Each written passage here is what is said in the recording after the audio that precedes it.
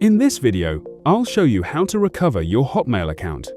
First, open any web browser and search for Microsoft Account Recovery.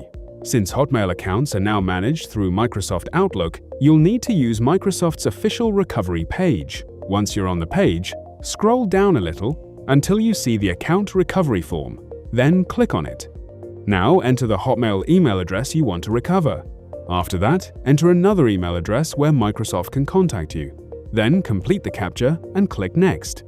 Microsoft will send a code to the email address you entered. Copy that code, paste it into the verification box, and click Verify. On the next page, fill in your personal details and click Next. After that, enter any old passwords you remember using for your Hotmail account.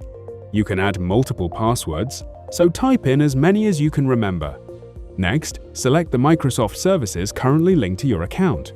For example, if you only use Outlook, select Outlook. If you have any subscriptions connected to the account, make sure to mention those as well. Then click Next. On the next page, enter the email addresses of people you've contacted from this account. If you remember any subject lines from your emails, add those too. This helps Microsoft verify that the account belongs to you. After that, click Next and submit the form.